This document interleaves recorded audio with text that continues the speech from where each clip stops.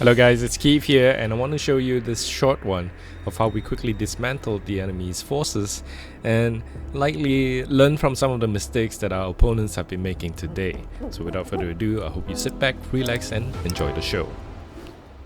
And with the start of the match here, we're going to be bringing up the FA-18C Hornet here to challenge the skies. We want to be bringing at least one aircraft on our team, but our teammate is also doing the same with a lot of aircrafts on our side here. So we're definitely going to show up in force against these couple of F-15 Eagle X2, as well as a couple of albatrosses belonging to the beach player. Already, our team is quickly wiping out the enemy aircrafts.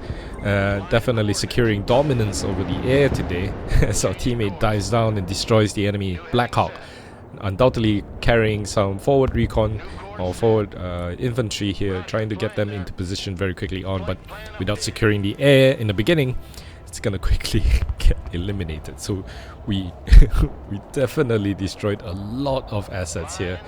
One of our teammates' aircraft does get shot down, but unfortunately it wasn't registered as a kill on the enemy side. So I suspect that the teammate's aircraft actually crashed itself into, might have crashed itself into one of the buildings here. Excuse me. Nevertheless, the enemy's not really bringing up a lot of aircraft, so we're going to be expecting a lot of ground forces pushing our position here, as we do have ground forces ourselves making their way towards the Alpha objective. We're going to find ourselves playing on the left side here, and in this map, on the left side, we're going to be fighting over the fortress here in Snow Castle. This is a pretty interesting place to fight, with the river dividing the Alpha position as well as the rest of the position. It really is up to us right now to quickly secure the fortress, to hold the position here so that we can have reinforcing routes into the center of the map. Nevertheless, our forces here, already a couple of Leopards 8 TGM, these are Milans equipped onto the lorries or trucks here. Just going to be covering the open ground, or potentially hoping that the enemy might have some vehicles coming down the open field here. We also have a couple of snipers. One of the scout snipers is going to be deployed here to provide some recon, just in case the enemy has some ideas of pushing infantry or vehicles in this direction. Normally, I think most people will get tunnel vision into the objective itself, as we now see that the enemy has captured the Alpha objective. But I want to make sure that we secure our flank to prevent the enemy from outflanking us and putting some units behind our lines. We're going to take it slow and make sure that we bring our infantry into the Alpha objective. Already, we have a couple of CV-90s. These are the Mark IV variants, so equipped with the APS as well as the Spike missile launcher here. They're going to be carrying some of these mechanism, the infantry on board from the Baltic side. Forgive me if I mispronounce some of the names here. These are the Kajiniki, mechanized Kajiniki.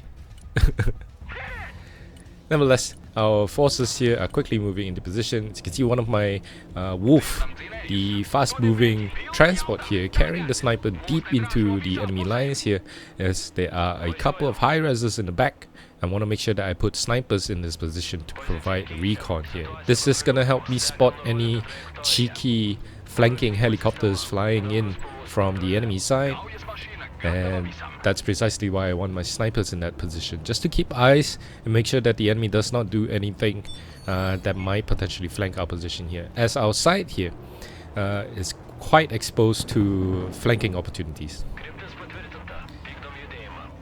We're going to be coming up against the Peach player mostly today, as we can see he has already brought up triple scimitars here, which is going to tell us, as previously you mentioned, the albatrosses also belonging to the Peach player, so we're going to come against the Baltic division ourselves. So it's a little bit of a mini Baltic civil war, or maybe some kind of war games between the NATO forces here. Nevertheless, we're gonna see if we can be the better player here and make sure that we're gonna dominate this objective.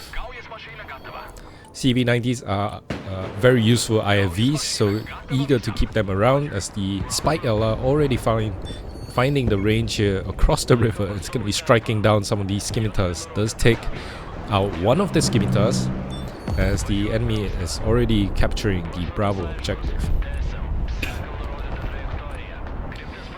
Our infantry using the tree lines now just pushing up slowly into the fortress there. The fortress is definitely a very scary objective to take over, but with enough forces, with enough pressure, I think we're gonna find ourselves easily dominating this position. The fortress does have a couple of high-rise, well, these towers here, so you can definitely put a lot of good infantry with medium to long-range missile launchers to really hamper any enemy approaches. But something most players would like to do is definitely put in anti-aircraft man-pad squads in these towers here. So that's why you're not seeing, we're not going to be using any helicopters in the beginning, because this is definitely a death trap for any helicopters trying to push into. As you can see, a couple of Milan belonging to the Peach player is already in position in these towers to cover the road. And you can also see a Puron team, well, a couple of Puron teams in these positions as well. Our Kajanikis are going to be assaulting the towers here, supported by our CV-90s. We're going to be eliminating the Spartan IFVs. I have no problem dealing with these units here. CV-90 is going to have a field day against these Purons that are unsupported, with no infantry or units available to really damage the CV-90s up close and personal. Methodically, we're going to be moving our Kajaniki into these towers and eliminating some of these Purons here. Once we get these Purons out, we can safely consider bringing some helicopters as reinforcements. But already the enemy is launching some artillery into our units here, so we're gonna have to be careful about that. Excuse me. Slowly, we're just cleaning up the forces here. We want to be eliminating the enemy Milan. And here comes the enemy helicopter squads, a couple of Apaches as well as a Black Hawk, no doubt carrying some reinforcements. A CV-90 belonging to the Peach player also shows up from the backside here. So our units are definitely out of position right now. We're going to have to be pulling them back.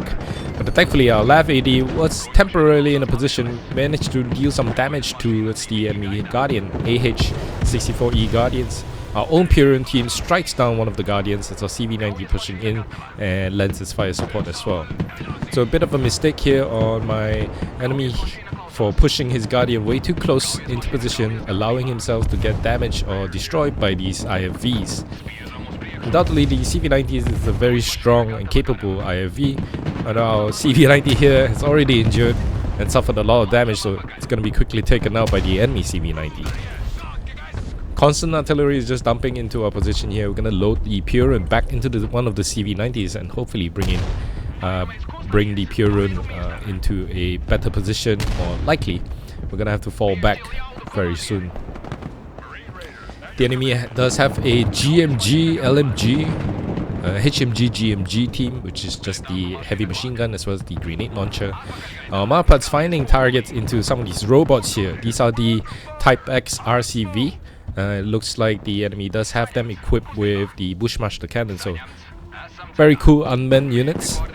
But likely not gonna do so much unless they have the numbers and they find some surprising angle on us. So our CV-90 is gonna be standing its ground, destroying a couple of these RCVs without any problems at all. And you notice that our Force Recon as well as the Marine Raiders are very low right now, so we're going to be loading them back into the damaged CV-90 and hopefully fast moving the CV-90 back into a safety point here to get resupplied and patched up. Unfortunately, the enemy artillery strikes directly onto my wounded CV-90, so our infantry here has going to quickly leg it and run away from the impending artillery strike. We're going to be using the healthier CV-90s and fall back. Our push into the Alpha objective was a bit of a mixed result. I think we managed to secure the position. We destroyed a lot of enemy forces here, and the enemy doesn't seem to have any forces moving to our left side, so something we're going to have to take advantage of and develop further. But with the enemy solely focusing their forces inside the objective and our forces here quickly dwindling and weakened, we're going to have to quickly pull back, get reorganized, regroup, as our supplies are already in the sector right now. We do have the PAC-2 missile launchers here, and I want to be protecting the enemy Green Beret team belonging to the red player just briefly showed up on the tree line here. To be honest, I have no idea how the red player managed to get some of these recon units, special forces, so deep into my lines. And when I was playing this game, I think I was focused on quite a number of things, so I definitely missed out the fact that the enemy has a green beret team this close to my supply point. But nevertheless, we're gonna have to deal with that green beret eventually anyway. Couple of CAAT Dragons team. These are some of my favorite units on the marine side. CAAT Dragon does have equipped with double Dragon anti-tank launchers, so these are shorter range, but they're still pretty good ranged missile launchers against enemy armor. The fact that they come equipped with 2 launchers, which is gonna help me defeat a lot of these APS protection systems. So the first missile will likely disarm or engage the APS. The second one is gonna deal some damage. So I like to have these CAAT Dragon teams as from time to time. They do come equipped with the 50 caliber machine gun, so it's definitely gonna be useful in suppressing the enemy infantry as well. So these are good units to have when you want to hold positions, as long as you get them into a valid and a very good position to leverage on their weapon systems. MTVR is going to be picking up these marine squads that are now back to full health, full strength. So we're going to be using marines to once again push into Alpha. We did manage to spot one of the recon units belonging to the red player here, diverting one of our Leopards to try and hunt down any potential enemies here. Enemy killer eggs are now approaching our position. Our Purun as well as the left AD is well in a perfect position to quickly eliminate the enemy killer eggs. The enemy makes the mistake of pushing his killer eggs too close up without having any infantry. While they do have the green beret able to spot some of these information here, I think they failed to respect that we might have actually some AA manpads as well as the live AD here to defend ourselves against enemy air attacks. Nevertheless, we always want to make sure that we keep our units in motion, trying to reposition them as best as we can, because it's more than likely the enemy is going to be fielding some artilleries, and it's definitely going to be a little bit annoying to deal with when it comes to artillery. But nevertheless, we still have the infantry already making their way into the Alpha objective now. Just gonna have to be careful with our troops here and make sure that we move them out of harm's way. PAC-2 engaging one of the enemy B-1B Lancer, but missing or finding short on its range there. So we're gonna have to move that PAC-2 immediately after it's fired, lest we suffer any artillery attack or enemy cruise missiles targeting our PAC-2. So far, we're just gonna take it slow right now, as the enemy is not fielding any units trying to push into our position, which gives us some of the initiative to try and deploy our forces in a relatively good position to engage the enemy. The enemy constantly finding our target here. Milan is just holding the position right now, as the enemy's accuracy on this artillery is not very well accurate. Force recon in position, not really seeing anything right now, but definitely the enemy will have some units in those towers, so we're gonna have to push out in force. You can see that I have the CAAT Dragon team in position to provide long-range, medium-range support against any enemy armor, and the machine gun is going to be providing support against infantry in those towers as well. Marines Raiders are going to be pushing in from that angle, using the buildings as cover to try to get into the buildings and lend its fire support. CAAT Dragon destroying one of the enemy logic vehicles. It's going to be slightly useful, as we now have the CV-90 pushing up as well to try and support this assault into the Alpha objective. Over here you can see that I have the CV-90 on this side to cover the left side of the road here. The enemy is fielding a lot of artillery right now, and I noticed that I suspect the enemy might have over-invested into the artillery right now and doesn't actually have much in terms of frontline infantry or units. We're going to be pushing in quite aggressively with our Kajaniki, trying to get position into these towers here.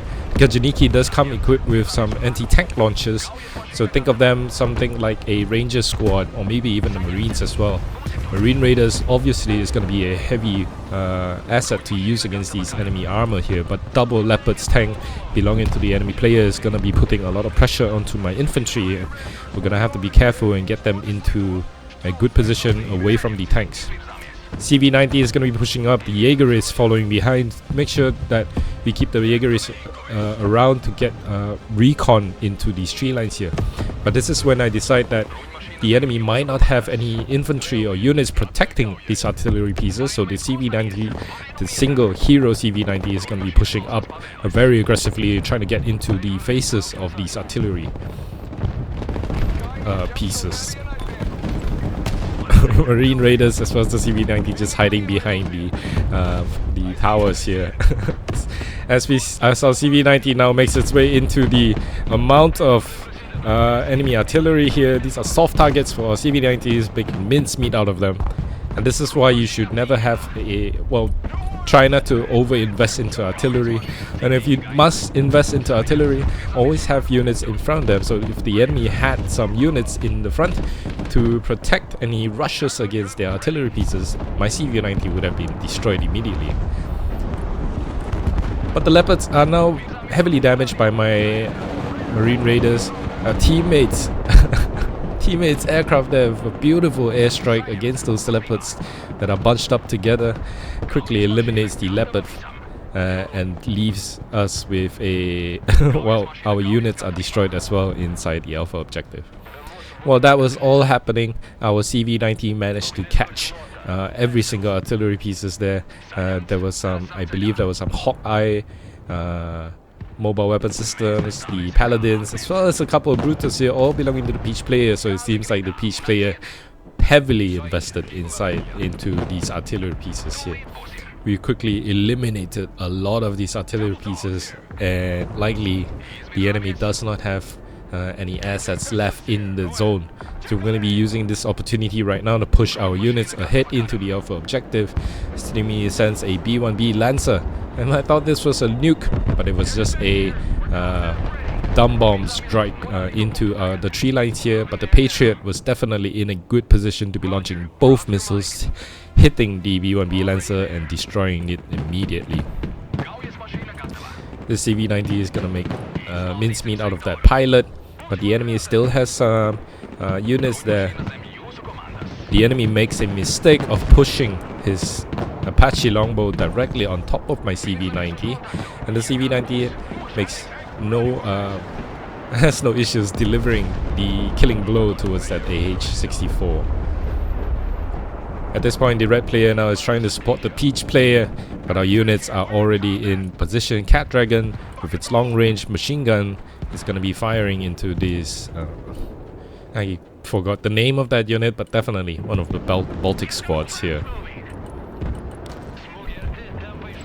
With the enemy's forces severely destroyed in this sector, we're going to be bringing up more reinforcements here, using the Black Hawks to quickly shift our forces into these closer positions. Our units over on this side is going to be moving in closer, as I want to try to lock down the bridges that are connecting or bridging this river here. If we manage to shut down the bridges here, we're going to prevent the enemy from bringing more reinforcements and contesting the Alpha objective. So you can see this whole street here with all these buildings is prime area for my infantry to take cover in and hold this side of the front against the enemy forces. CV-90 is going to be pushing up as we are still unable to capture this position. We're going to hunt down the remaining infantry or enemy units that are still holding the Alpha objective right now. CV-90 is going to be doing just that and finding the enemy M113. Against the CV-90, the M113 stands no chance at all. Over in the distance, you can see the enemy is bringing up the Harvest Hawk here. Likely is going to be airdropping units directly over the Alpha objective. Our UH-60 Black Hawk also providing landing some units there, but we're gonna only have a couple of Milan units as well as a single Purian squad, so we're gonna be in for a fight against this Harvest Hawks that's quickly approaching as the Harvest Hawk comes into view right now. Enemy scimitars already finding themselves in a position, but our tank is in play and gonna be quickly destroying those scimitars as the howitzers gets taken out before being able to successfully land or airdrop any of their forces there. Thanks to our teammates' air defense, we quickly eliminated the enemy Harvest Hawk. As I previously mentioned, the fortress here with all its towers is going to be a perfect position for us to put our Milans as well as the Purans there in to defend the skies and the land from the enemy assault. Enemy scimitars is quickly destroyed, and there we go. We have a successful rage quit. Player Rogue Knight definitely made a lot of mistakes this round. I think one of the defining mistakes that he made was to heavily or overly invest in the artillery pieces there without any infantry or units to protect those artillery pieces against our single CV-90 from pushing in. If he had invested more in frontline infantry or frontline forces, since it's the Baltic Airborne Division, so some of the airborne units, the airborne NGSW, or even the tanks there, it's gonna make it more difficult for me to assault his artillery pieces, where his artillery pieces would have a field day against my own unit. So we're lucky to be coming up against that mistake there and completely demolishing all of his forces right now. With him out of the picture, we're gonna take the temporary measure right now to make sure that we bring up more reinforcements and secure the bridges that I mentioned earlier on. As you can see, our tank moving into position to cover the road that's fast moving, well, the road that is accessing on the north side here directly into the Alpha objective.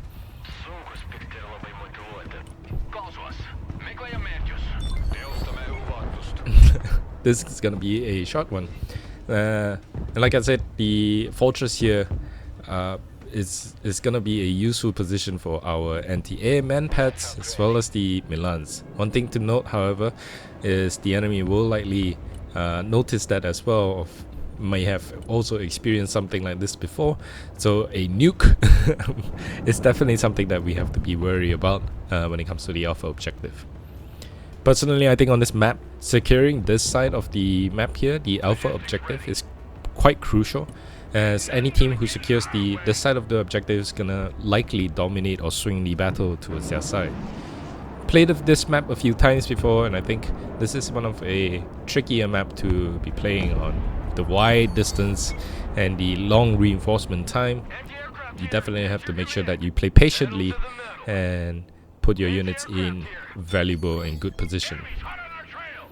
Our Black Hawks now delivering a lot of infantry reinforcements into positions right now.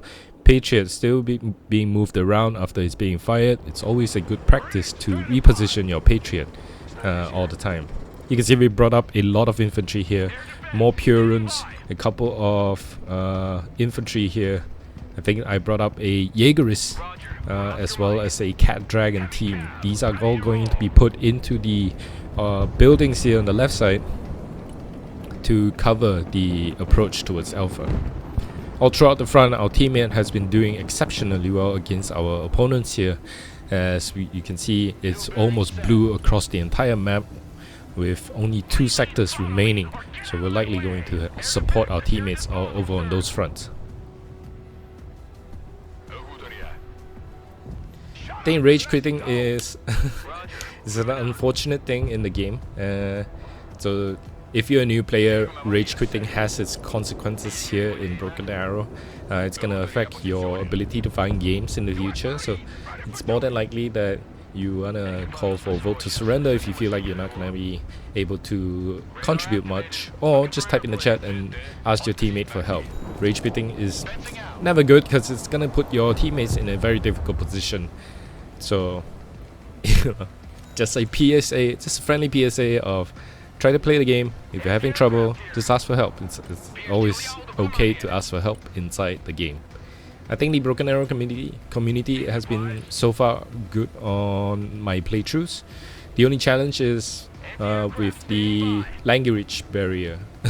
That's about it, I think.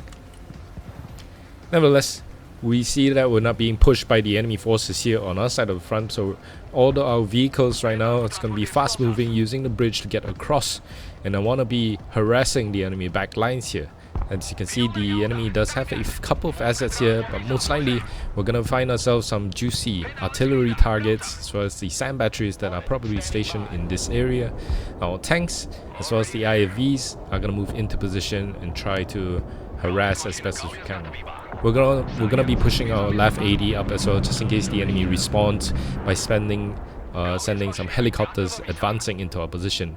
But here we go, our units makes it across the bridge safely, and we're finding ourselves the red players' artillery pieces and backlines. Map pad's also moving forward ahead. Just want to make sure that we keep eyes on that reinforcing point belonging to the enemy as an early warning detection system, making sure that if the enemy does decide to put in a lot of units, we're going to see them coming and respawn and have the time to respawn. CV-90 is going to use the road and charge very quickly into the I think these are the coals belonging to the Baltic division here. These are long-range artillery batteries, so we're gonna have to quickly zoom up and take them out. Sorry, these are the Panzer howitzers, PZH. We can spot a lot of things, but purple player does have a couple of tanks coming in, and there we go. The enemy team has surrendered. We didn't make it to the top, but I think we did fairly well with 5,335 kills, 1,570 deaths. Lovely ratio of 3.40. So I think our efficiency in eliminating a lot of the enemy assets very quickly caused the enemy player Rogue Knight to rage quit. And our teammates' efforts across the entire battlefield secured the win for us. But thank you for watching. This has been a relatively short one. I hope you enjoyed it. See you in the next one.